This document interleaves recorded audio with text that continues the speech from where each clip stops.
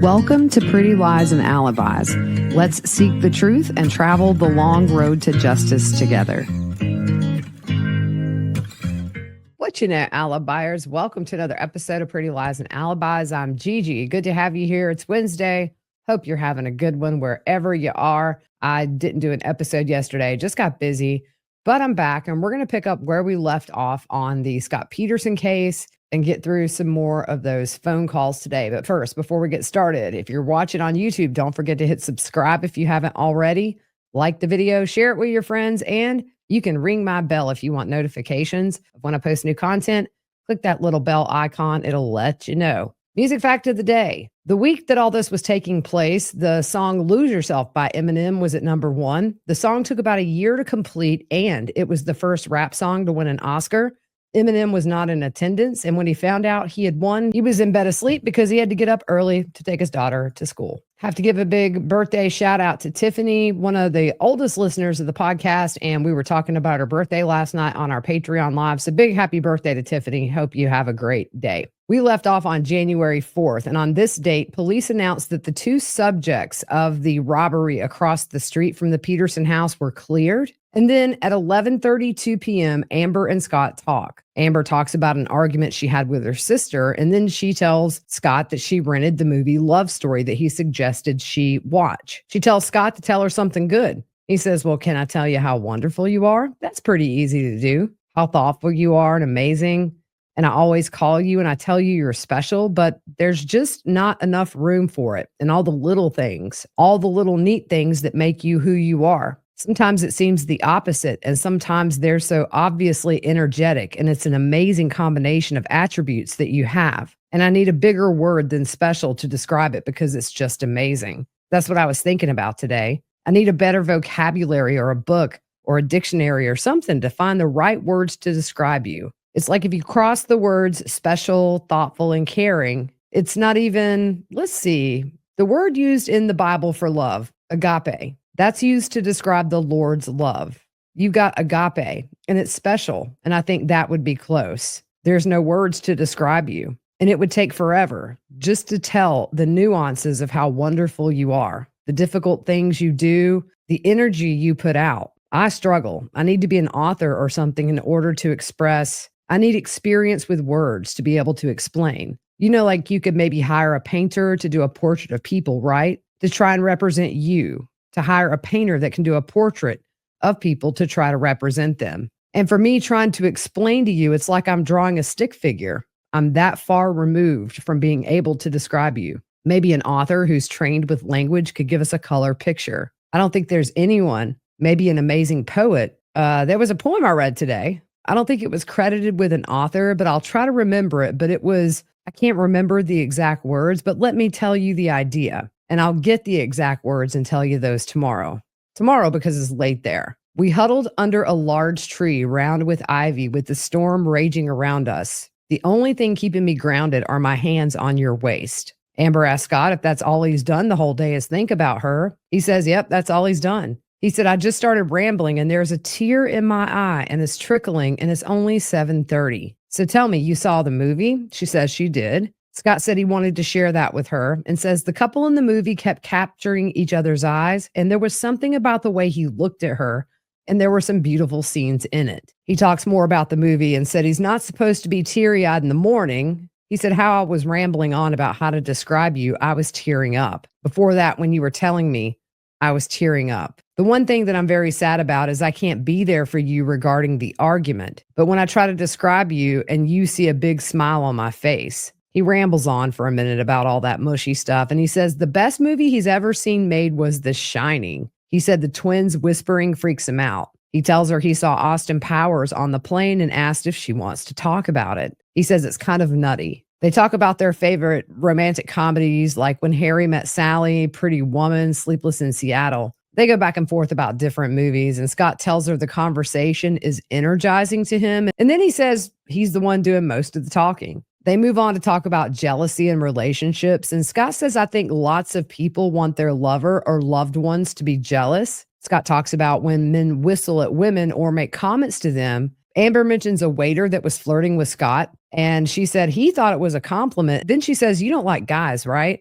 Scott says no, but if someone thinks I'm attractive, I'll take it. He said when he was younger, he had a different attitude about everything that they had just talked about. He says he's not half the turd he was when he was 18, but he's still a turd. He says now he's more mellow and more knowledgeable. Scott said it was 8 o'clock last night when he went to dinner and came home and passed out from an awesome massage. It was good. I needed it from traveling and falling on my hip. Scott says he needs to get going. He has to pack and catch a plane to Madrid where the production office is. January 5th, 2003, 12 days after Laci's disappearance, divers searched the Berkeley Marina. There were actually 27 searches done in total.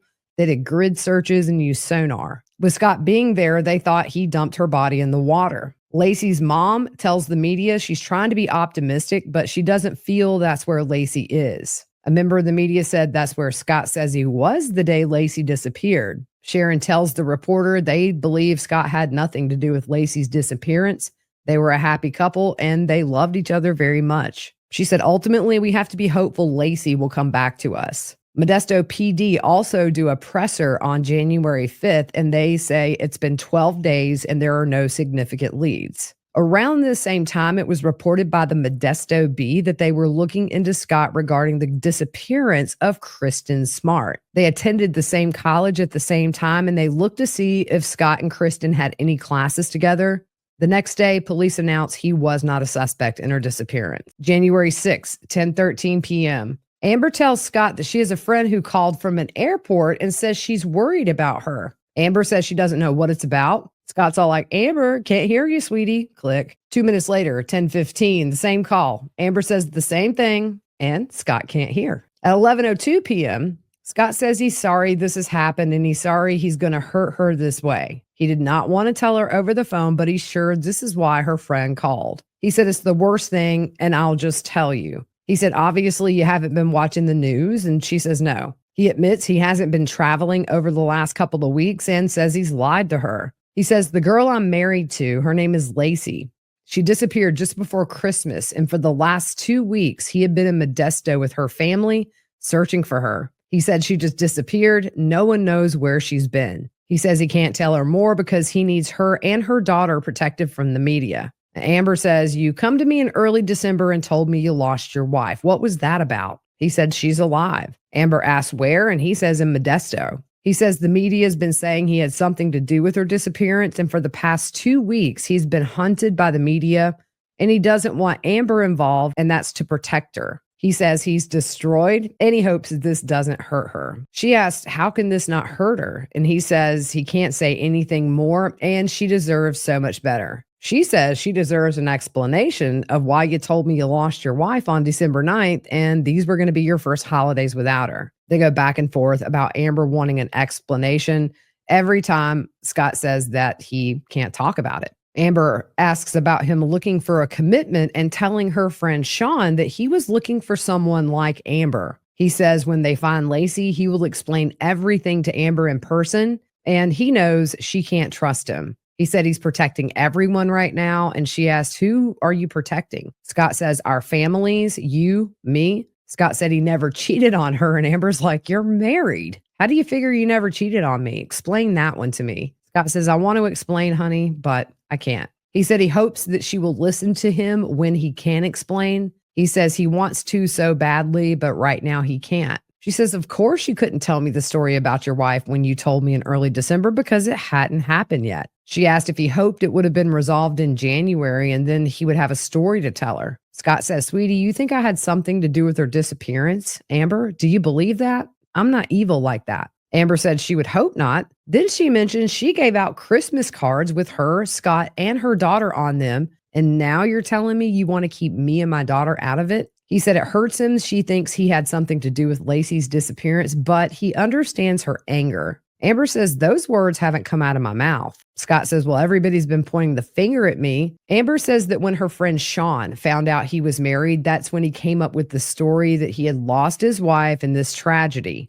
Scott said he never said tragedy or missing. Amber asked, well, how do you lose her before she's lost? And Scott says there's different kinds of loss. She talks about her name possibly being smeared all over the tabloids because she's the lover, the girlfriend. Scott says she doesn't deserve that. He said he'll explain later, but she will thank him for not explaining now. Amber points out Scott told her he didn't want children, and her daughter was the only child he saw himself having. Scott says, I can't tell you everything right now. She asks, how would he have explained a newborn child of his to her? Scott says he can't tell about those things right now because it would hurt too many people. She asks 2 times if the child is his, and he says he can't tell her. She asks why she shouldn't go to the police with this, and he says it's your choice. She asks what he thought would happen if she did, and he says he doesn't know. They would release it to the media, but obviously they would want to question her and they would want to know everything. He said he wanted to tell her that he lied to her. And Amber asked, well, what stopped him? And he said he tried to justify it by saying that she had just had a fight with her sister. Don't tell her. He said it was probably just a weakness and hoping that he could hold on to her. Amber says weakness and holding on to me. And Scott says that he's longing to hold her. She asks where he is, and he says, I'm in Modesto, helping with the search. Amber asks, what purpose did she serve in his life for the last month? And Scott says that you changed me in the last month. You're special. You're amazing. Amber says, so you're telling me your wife was not? Scott says, I can't explain this to you right now because too many people would be hurt. She tells Scott she's been through a lot. She moved out. She's working as a chiropractor. He knows what she's been through. And how could he think him being married wouldn't affect her? He said he had no idea this was going to happen and Amber didn't deserve this. Amber says, sounds like you did. Scott says, no, Amber, no. He said he had nothing to do with Laci's disappearance. And then she says, well, who did? Scott said there was a robbery here. And then she disappeared that same morning. Amber says robbers don't steal people, pregnant people at that. Scott said those are the leads law enforcement are indicating, but they're not sharing anything with him. He said he should have come to her to explain this in person, but he hopes in the future she will listen to him. Amber said the only thing that would change her mind is if Laci is found alive or comes forward. And Scott says, God, I hope she's found alive and well. He said, we're working on that. Amber asked if he feels she would be found alive, and Scott said he's been losing hope for the past couple of days. He said, I know you won't believe me, but I haven't slept in weeks. Amber says, so why is it you have such a hard time with the truth? Scott says, I don't think I do, but I lied to you and I hate myself for that. She said, everything is a timeline with him, and when will he tell her? And why didn't he mention having a baby on the way? Scott said, it's not his timeline. It was imposed on him. Scott starts to cry. Says he wishes he could tell her everything. He says he's not an evil person and he wouldn't hurt anyone. She asked what he thinks he's doing to her right now, and he said, that's why I'm so weak. I don't know what to say. She said he led her to believe he was such a great, awesome guy, somebody to be with and enjoy life experiences together. He asked Amber if she thinks she's wrong about that. He said, I know I lied and destroyed you and everything's so bad. Amber talks about coming to him about a friend of hers, and Scott says she should be careful with this guy. He said he fears for her physical safety with this guy because he has hurt a woman. Amber said she wasn't in a relationship with him. Amber asked why he picked January 25th as the date he was coming back from his fake trip, and he said he just picked it. He said he threw out the date hoping he would get to see her soon, preferably not on the news. He said he can take the media thinking he had something to do with this, but what hurts him more is Amber thinking he had something to do with this, but he's not blaming her. Scott tells her not to let his lies change her. He says our hope, and it's a sad hope, is they need a tip, and that's why they have such a big reward. He said his focus is finding her, and this is very telling to me, but he said his focus is finding Laci, and he's hoping someone is holding her for her child and they can get her back with a tip. Not his child, not our child, hers. That total separation there. He said he could tell her everything either way, even if they found Laci alive or dead. Amber asked when the baby was due, and Scott said February 16th. It was actually the 10th. She asked if the baby's his, and he says he can't tell her everything. She said that leads her to believe it's not, because otherwise he would be saying, that's my baby, that's my wife. You told me you only wanted to have one child together. Mine. He says she doesn't know everything, and he's sorry that he has to keep saying that. She asked if his parents know about her, and he says no. And she reminds him that Scott told her she was the topic of conversation over the holidays. He said he wanted to come to her in person, and Amber says, at that point, shouldn't I be afraid of you? And Scott says, you have no reason to fear me. He tells her he's been going door to door, handing out flyers, going to the volunteer center in the mornings. And Amber points out he's been having conversations with her as all of this is happening. And she asks, isn't that a little twisted? And he says it is. He said it sounds terrible. And Amber says actions speak louder than words. Scott said when he's out there searching and putting up flyers, he says, I think that we'll find her well and with her child. Well, when it's 9 o'clock, midnight, 1 or 2 in the morning, I begin to lose a little faith. And when the police tell us it's unlikely, I begin to lose faith. He said he gets his faith back when he gets to do something about it the next day. Amber talks about the 22nd of December and how Scott said he was leaving for Maine, but his flight was delayed. She said she told her family that she wished he had called earlier because he could have spent Christmas with them. She asked what happened on Sunday when he said he was in Sacramento, and he said, what was that? Scott said he was home. She said, Sacramento? And he says, yes. She asked if he has a home in Sacramento, like he had told her previously. He says, I can't tell you, and I don't want to go through that again. Amber said she could assume Laci is missing because Scott loves her. Scott said Laci's missing because she was abducted. That's what they think. She wouldn't run off. Amber said she's at a loss of where she fits in ever having a future with him. And then she says, I'm sure it has something to do with her disappearance. Scott said, please don't say that. I had nothing to do with her disappearance. And then at this point, he brings on the waterworks. He starts to cry. He says he can take that from anyone, but not her. He said he hopes there's some resolution after they find Laci. Then he tells her he should have told her the day Laci went missing. Amber asks how many days Laci's been missing, and he says 13. Amber says that's an unlucky number. Scott says people have seen Laci in certain areas. Amber asks, where would we be if Laci hadn't gone missing, and said right where we were. Amber says, and when your baby was born? And Scott says, Amber, you just don't know. Amber asked Scott, why don't you trust me enough to share everything with me? And he said, because she would share it with everyone and she would have to. She says, I would have to? He said, that sounds a little weird, but consider the media showing up to interview you, and it's simpler if you just don't know everything. She says, you're telling me you know something? And he says, I know the details of my relationship with Laci over the past years. Our families do as well. And they're not bad details, but not appropriate to be shared with cowboy journalists or any other media. Amber says, so how am I supposed to deal with the media and the police and everything else that might follow? How am I supposed to deal with it, Scott? Just wait and say nothing until she's found? Honestly. Scott says, Amber, it's your choice what to do. Amber tells Scott, you dragged me into this. She mentions she has worked hard doing everything on her own with her daughter and move out, and he comes along and messes it all up. Scott says he doesn't want to bring her down. He says he just wants to be there for her, and he's still crying. He says, I'm so sorry. You're so amazing. You're just incredible, and you don't deserve this. Amber again questions if he's the father of Connor. Scott says that's something we shouldn't talk about. Scott asked her, should I call again or no? He said, I mean, if you're willing to talk to me. Amber says, well, at this point, I'm just so frustrated because you're not talking about anything we haven't already discussed several times in the past hour and a half. They go on to discuss a Bible verse. Then Scott says, I can barely hope for it. And she says, hope for what?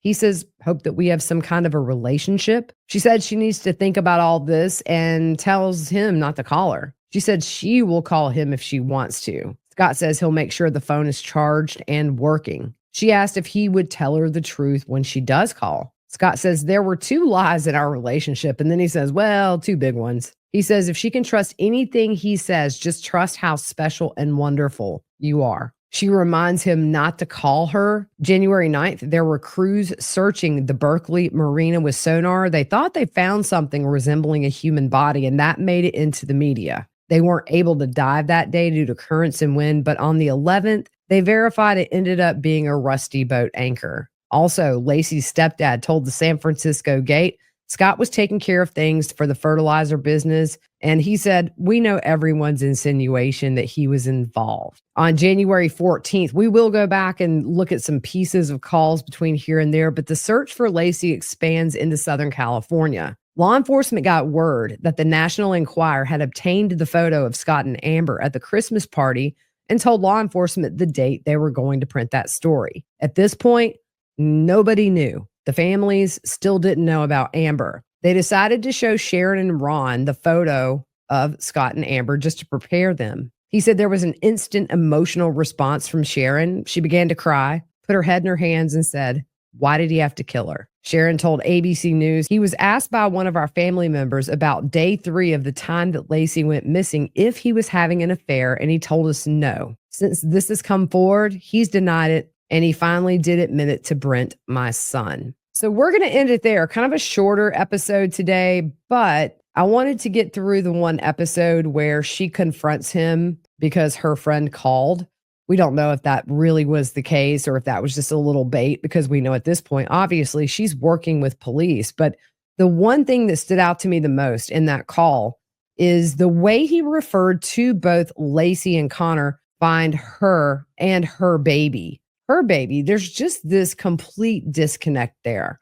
He's not acknowledging Connor's even his. We know Connor was his baby. They eventually did DNA when they found the remains, but that was huge to me because it just shows there's not that urgency of my unborn baby who was almost at the due date is missing and my wife is missing. None of that. Such a disconnect. And at the same time, he's still worried of whether or not they have a future and whether or not Amber can trust him. I did find out that Scott mailed Amber after he had been arrested. Not sure if it was when he was convicted. I'm going to research that, try to find that letter and do that on the next episode because I'm just super curious, and we'll jump out of the timeline a bit. When your pregnant wife, your heavily pregnant wife goes missing around Christmas, he's just worried if she saw a love story. So that's it for today. Hope you guys have a good rest of your evening. We'll see you soon.